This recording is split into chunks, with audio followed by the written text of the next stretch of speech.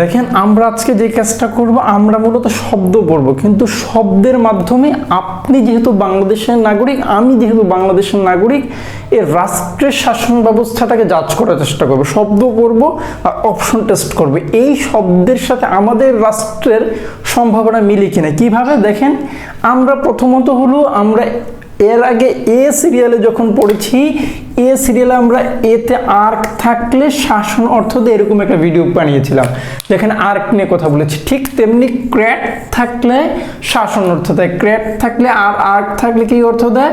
শাসন অর্থ দেয়। কিভাবে শাসন অর্থ দেয় ব্যাখ্যা করছি। এই শাসন ঠিক তেমনি ক্রেসি মানে হলো শাসন, ঠিক একইভাবে। তার মানে ডেমোক্রেট কিংবা ক্রেসি, ডেমোক্রেসি ঠিক একইভাবে। Aristocrat, aristocracy, democrat, democracy, plutocrat, plutocracy, mobocrat, mobocracy. এই শব্দগুলি নিয়ে আমরা এখন ব্যাখ্যা করব। কিভাবে ব্যাখ্যা করব একটু অপেক্ষা করা লাগবে। দেখেন, মূলত আমরা বলছি শব্দগুলোর মাঝে সিমিলারিটি খুঁজে বের করব।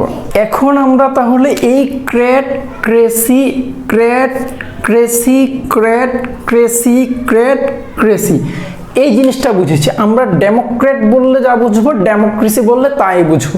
এখন আমরা তার মানে এই ক্র্যাট আর ক্রেসির যে সিমিলারিটি আছে এটা বুঝলাম।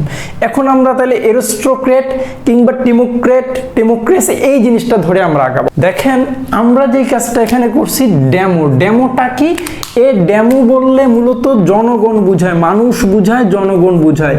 এই গণ থেকে গণের যে ক্রেসি, এই গণের যে সিস্টেম, গণের যে শাসন, এটাকে বলে ডেমোক্রেসি। এখন আমরা সেই বিখ্যাত সংজ্ঞাটা পড়তে পারি, by the people, of the people, for the people. এখন আমার প্রশ্ন হলো, বাংলাদেশ নামক রাষ্ট্র কোন শাসনের অধীনে চলে? এই জিনিসটা আপনারা শেষ পর্যন্ত অ্যানালাইসিস করবেন। এবং চমৎকার চমৎকার শাসনের যে এত উপায় হতে পারে এটা আপনি কল্পনাই করতেন না, কিংবা কোনোদিন ভেবে দেখিনি। একটু অপেক্ষা করেন। দেখেন, অ্যারিস্টোক্রেট, অ্যারিস্টোক্রেসি, অ্যারিস্টো থাকলে অভিজাত বুঝায়। এখন তাহলে অভিজাতরা যদি শাসন করে, এটাকে বলে অ্যারিস্টোক্রেসি, আভিজাত্যের যে শাসন। এখন প্রশ্ন হলো, এই অভিজাত ব্যক্তি যখন শাসন পরিচালনা করে, বলা হয়ে থাকে যে ক্লাস বাংলাদেশের 9টার ট্রেন 9টায় আসার কথা বলে পরের দিন 9টায় আসতো, এরকম একটি বদনামের কথাও আছে। কিংবা এখন আমি যদি বলি 9টার ট্রেন এক্সাক্ট 9টায় আসে, তার মানে টাইম মেনটেন করে। এই টাইম মেনটেন করে যদি অভিজাত ব্যক্তি শাসন পরিচালনা করে, তাহলে আপনি খুশি, অন্যথায় নারাজ। তার মানে ডেমোক্রেসি একটা ব্যাপার। এই ডেমোক্রেসিটা মানে কি বোঝা লাগবে? যেটা টাইমের সাথে সম্পৃক্ত এবং সাথে সম্মানের সাথে সম্পৃক্ত। ডেমোক্রেসি মানে সময় এবং সম্মান, এই দুটো জিনিসের সাথে যেটা সম্পৃক্ত, এটা বলে ডেমোক্রেসি। এখন কথা হলো প্লুটোক্রেসি। এই প্লুটো বললে আপনি বলবেন বুধ, শুক্র, পৃথিবী, মঙ্গল, বৃহস্পতি, শনি, ইউরেনাস, নেপচুন, প্লুটো। এই প্লুটো সেই প্লুটো না। এই প্লুটো হলো মূলত, আপনি শব্দটা যদিও এই শব্দগুলোর সাথে মিলে, তবুও এই প্লুটো মূলত গ্রিক দেবতা, গ্রিক ধনের দেবতা, ধন সম্পদের যে দেবতা, এই ধন সম্পদের দেবতার সাথে সম্পৃক্ত। তার মানে প্লুটোক্রেসি হলো ধনী সম্প্রদায়ের যে শাসন, এটাকে বলে প্লুটোক্রেসি। এখন কথা হলো মবুক্রেসি। ক্রেসি থাকলে শাসন বোঝায়, এটা আপনি বুঝে গিয়েছেন। এই মব শব্দের ইতিহাস হলো মোবিল থেকে এসেছে, মোবাইল কিংবা মুভ থেকে এসেছে। এই মুভ মানে হলো অস্থির। আজকে এই কথা, কালকে ওই কথা, পরশুদিন আরেক কথা। তার মানে মূল কথায় না থেকে অন্য কথায় থাকলে রাষ্ট্রের শাসন পরিকল্পনা কিংবা রাষ্ট্র যে পরিমাণ অস্থিরতার মধ্য দিয়ে যায়, সেটাকে বলে মূলত মবুক্রেসি। উচ্ছৃঙ্খল শাসককে, উচ্ছৃঙ্খল শাসনকে মূলত মবুক্রেসি বলে। যে শাসক এই শাসনটি করে তাকে বলে মবুক্রেট, আর যে সিস্টেমের মধ্য দিয়ে চলে সেটাকে বলে মবুক্রেসি। বোঝা গেছে? আরেকটু অপেক্ষা করেন। হ্যাঁ, এখন যে শব্দগুলি লিখেছি, এই শব্দগুলির মাঝে ব্যুরোক্রেট বললে আপনি বলবেন ব্যুরো শব্দটির সাথে মূলত আমলার একটা সম্পর্ক আছে। এই আমলাদের যে শাসন, এই আমলারা যারা শাসক, তাদেরকে মূলত ব্যুরোক্রেট বলে। ঠিক তেমনি ব্যুরোক্রেট যেমন বুঝলাম, এখন আসি বাংলাদেশের সংবিধানে একটা কথা আছে, টেকনোক্র্যাট মন্ত্রী, কিংবা আমরা আমাদের বাংলাদেশের ইতিহাসে বিভিন্ন সময়ে দেখেছি টেকনোক্র্যাট মন্ত্রী। আসলে টেকনোক্র্যাট মন্ত্রীর জিনিসটাকে আমরা বুঝবো। ক্র্যাট থাকলে আমরা বুঝি শাসন অর্থ দেয়। এই ট্যাক বললে আমরা বুঝি টেকনিক্যাল বুঝি।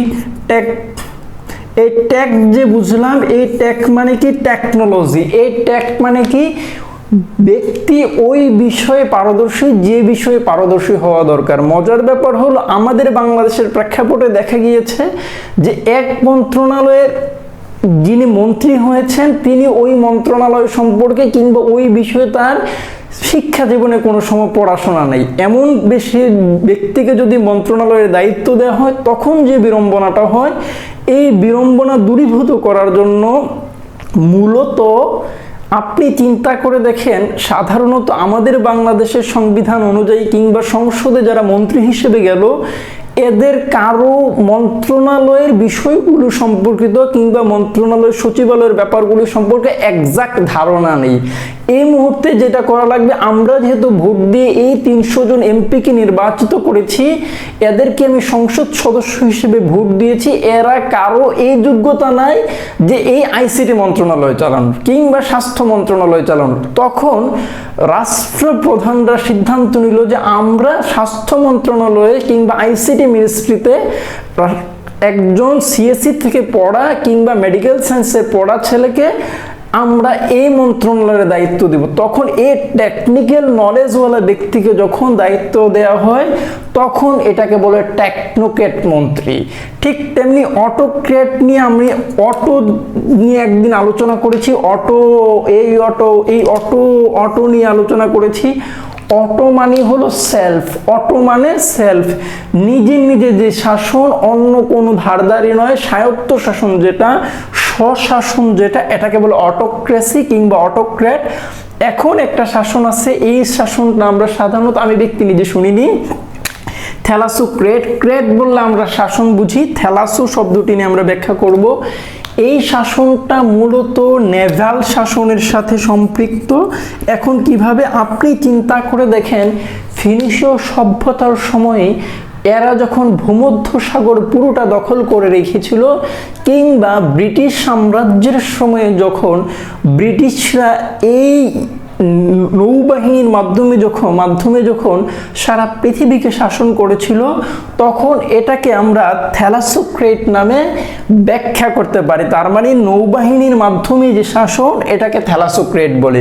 অটোক্রেট, টেকনোক্রেট এবং ব্যুরোক্রেটকে বুঝলাম। দেখেন, আমরা সাধারণত আপনাকে যে কথাটা বলি, গাইনো নিয়ে, গাইনোকোলজি মানে হলো যেই ডাক্তার কিংবা যে ব্যক্তি, গাইনোকোলজিস্ট মানে হলো যে ডাক্তার নারী বিষয়ে পড়াশোনা করেছে তাকে আমরা গাইনোকোলজিস্ট বলি।